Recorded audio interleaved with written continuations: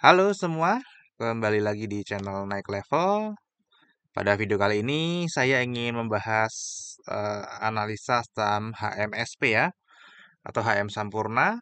Ini sudah rilis laporan kuartal 1 tanggal 27 April 2023 dan terakhir saya bahas saham ini itu tanggal 11 April ya, 11 April 2023 dan hari ini tanggal 27 Juni, hari terakhir bursa di bulan Juni ya, karena udah libur sampai sampai bulan Juli nanti. Harga hari ini teman-teman ya, ini 945 per lembar sahamnya dan ini memiliki corporate action di mana ini adalah pembagian dividen nanti yang akan kita bahas di sesi dividen ya. Oke, seperti biasa kita akan cek dulu kinerja harga sahamnya HMSP ini.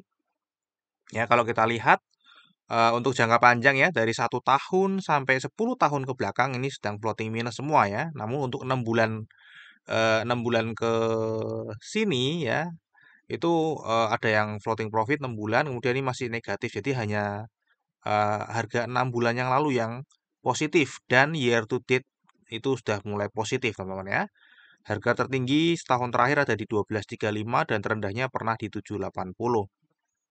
Nah, seperti biasa nanti kita akan membahas ya analisa saham HMSP ini menggunakan 4 analisa. Yang pertama untuk analisa fundamental di kuartal 1, kemudian dari seasonality-nya ya kita akan lihat biasanya di bulan-bulan apa saja ini saham naik atau turun. Kemudian dari bendarmologinya bagaimana perpindahan saham setahun terakhir dan di bulan Juni ini ya, dan terakhir dari teknikal nanti kita akan review ya analisa teknikal tanggal 11 April dan kira-kira kedepannya akan seperti apa lagi. Oke, kita langsung mulai aja, langsung masuk ke eh, kinerja perusahaan di kuartal 1 ya. Kalau kita lihat kinerja di kuartal 1 selama 12 tahun terakhir ini masih naik ya secara pendapatan teman-teman ya. Jadi masih naik di kuartal 1, namun laba kotornya ini cenderung turun ya. Jadi sejak COVID itu labanya tuh masih belum pulih ya secara labanya. Namun secara pendapatan ini masih oke ya. Laba usahanya pun juga demikian ya. Jadi setelah COVID ini di mana COVID ini sebenarnya naik sedikit, cuman habis ini stuck ya dari 2015 sampai 2020, namun setelah itu turun dan ini belum pulih teman-teman ya. Untuk laba bersihnya juga sama ya, ini cenderung bertumbuh, namun sejak COVID 2021 ini belum pulih. Jadi secara pendapatan ini masih normal-normal aja, namun untuk laba dia masih belum pulih sepenuhnya. Kalau kita lihat di sini apa yang membebani ya, tadi pendapatannya kan sebenarnya naik ya.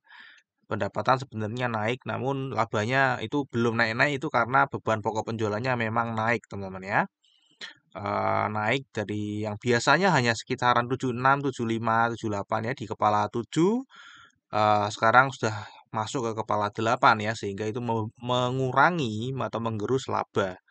Ya, dan di sini kalau kita lihat ya labanya itu biasanya kepala 2 23%, 24%, 24%. Sekarang dari 2022 sudah mulai 16,3, 18 sudah kepala 1. Ya, ini laba usaha juga demikian ya, dari double digit, kemudian jadi single digit, ini juga sama. Laba bersihnya 2021 ke belakang ini double digit masih, ini sudah single digit ya. Jadi ini memang ada penurunan di laba ya, yang belum pulih ya teman-teman ya sejak COVID. Nah, ini adalah detailnya teman-teman ya. Pendapatannya ini masih naik 3,1% ya dari 26,1 triliun jadi 26,9 triliun. Jadi naiknya cuma 3,1%. Ya, kalau kita lihat beban pokok penjualannya ini turun ya untuk dari kuartal 1 2022 ke 2023 turun tipis. Sehingga laba kotornya ini naik ya. Tadi kalau kita lihat laba kotornya naik eh, namun memang jauh ya, masih masih jauh sekali belum pulih dari sebelum COVID ya. Namun dibandingkan tahun lalu ini udah better, udah naik. Ya, untuk beban usahanya juga berhasil dikurangi 19,5% ya. Kemudian laba usahanya ini naik teman-teman ya. Laba usahanya naik 9,6%. Sorry, ini beban usahanya naik ya 19,5%, bukan turun ya, naik 19,5%. Kemudian untuk laba bersihnya di sini naik tipis ya, dari 1,9 triliun jadi 2,1, naik 12,8%. Ya, sekali lagi ini memang sudah naik, namun kalau kita lihat dari jangka panjang tadi ini belum pulih, teman-teman ya. Nah, untuk valuasinya sendiri, teman-teman ya, kalau kita lihat pada saat video ini dibuat, PBV-nya ada di 3,62 dan PER-nya ada di 12,72 untuk annualize-nya ya. Kalau kita bandingkan dengan tahun-tahun sebelumnya, ini PBV memang masih di posisi yang cukup rendah dibanding tahun-tahun sebelumnya ya untuk HMSP. Ya, biasanya dulu perdagangan di atas 10 PBV ya, namun sejak 2019 ini sudah turun ya. Untuk PI-nya ini adalah PI terendah untuk annualize ya, masih terendah dibanding tahun-tahun sebelumnya. Untuk ROE-nya sendiri di sini 21,65%, namun karena kita bayarnya di PBV 3,62, maka earning yield-nya kita kalau misalnya membeli saham HMSP hanya 5,98%. Ya, ini banyak teman-teman yang tanya ya, terus harga wajarnya itu berapa? Ya, kalau pakai metode earning yield ya, kalau saya kan pakainya metode earning yield untuk memvaluasi ini wajar atau enggak. Ya, earning yield yang menurut saya wajar itu 10 sampai 15%. Ya, jadi harga wajarnya, valuasi wajarnya itu ada di kisaran 1,44 PBV sampai 2,16 PBV. Sedangkan book value-nya saat ini itu 260,9 sehingga harga wajarnya ya kalau teman-teman pengen tahu ya kisaran ya 374 sampai 561. Ya, memang kalau ngelihat ini rasanya rasanya sulit ya HMSP ke angka ini ya. Kalau ke angka ini tentu saja sangat menarik ya. Namun ya ini memang valuasi yang dari saya teman-teman ya. Teman-teman bisa menggunakan metode valuasi lainnya. Ya, jadi ini masih termasuk valuasinya adalah mahal karena earning yield-nya hanya 5,98%.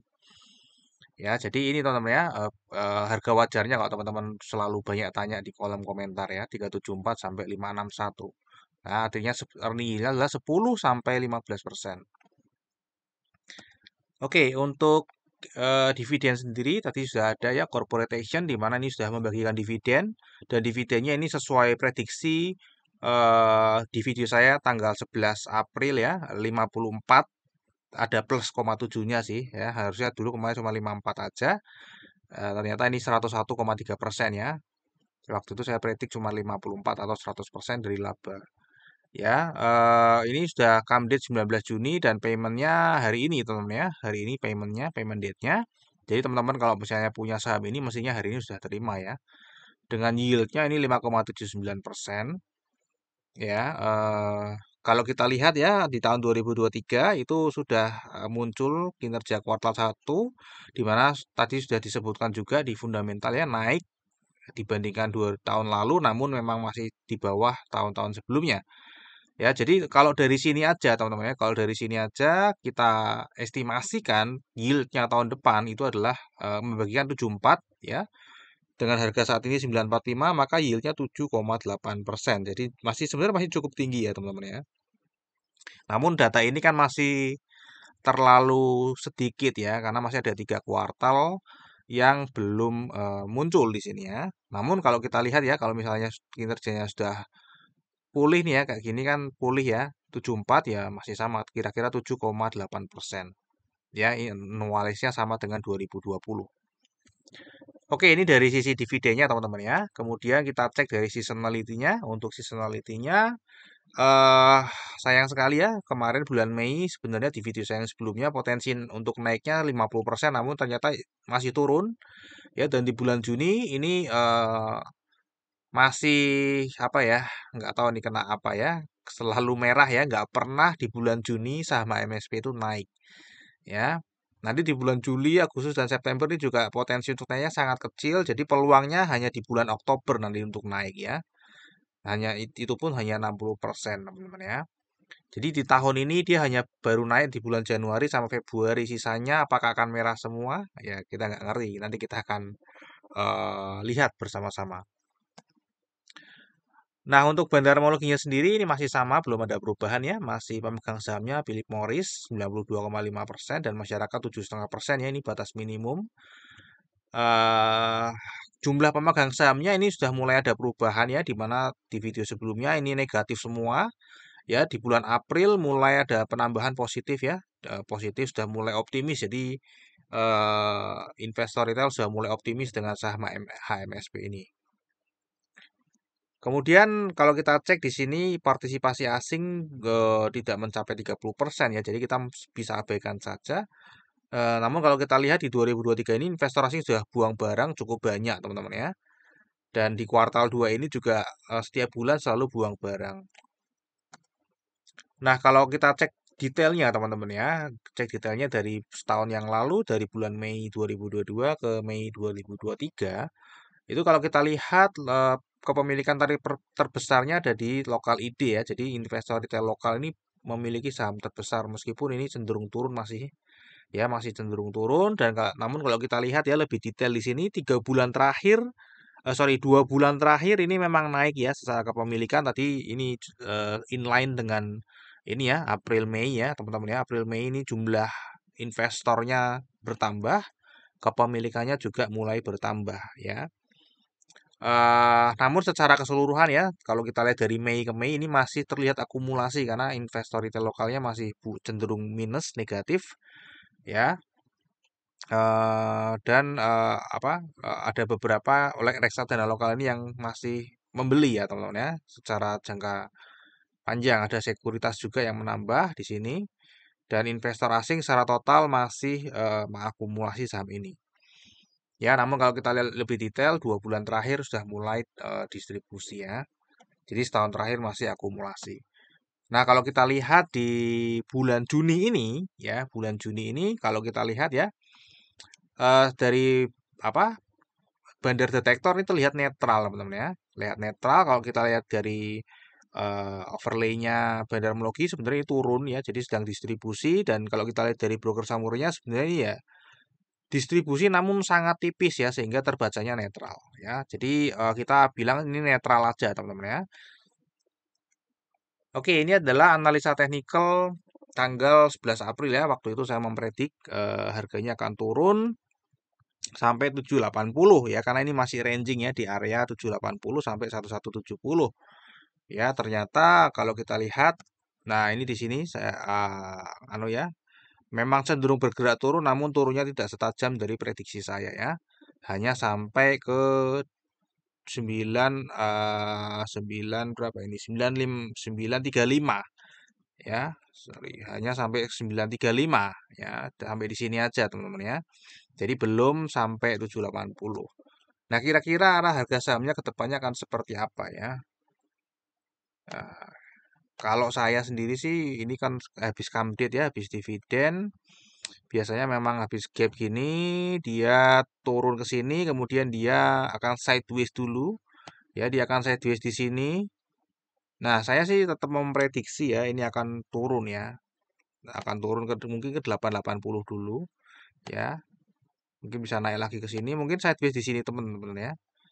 Nah, ini tergantung dari laporan kuartal 2-nya nanti seperti apa ya. Kalau masih cenderung turun ya tentu saja tetap akan turun ya. Mungkin bisa ke 820 atau ke 780 ya teman-teman ya.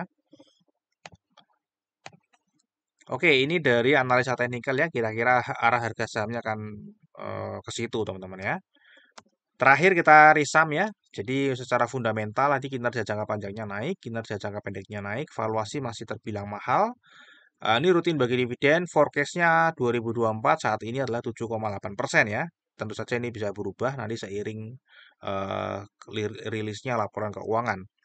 Seasonality potensi naiknya hanya di bulan Oktober, hanya 1 kali. Untuk Bandarmologi, Mei ke Mei memang sudah akumulasi ya secara setahun. Namun tadi kalau kita lihat di 2 bulan terakhir sudah mulai distribusi. Kemudian di Juni ini juga terlihat netral, sedikit distribusi ya. Untuk teknikal ini masih sama, masih ranging aja di 1780, 1170. Jadi harganya mungkin belum bergerak turun banget atau naik banget. Ya, masih di situ-situ aja. Jadi mungkin ini saham akan membosankan pergerakannya. Oke, terakhir disclaimer ya. Jadi analisa yang saya paparkan di YouTube ini adalah analisa saya pribadi. Tentu saja juga bisa salah ya teman-teman ya. Ini bukan ajakan jual atau beli saham HMSP. Jadi kalau teman-teman pengen membeli atau menjual saham HMSP, silahkan tetap wajib melakukan analisa sendiri. Oke, sampai di sini dulu video analisa saham HMSP ya. Semoga bisa bermanfaat. Kita akan ketemu lagi di video yang berikutnya.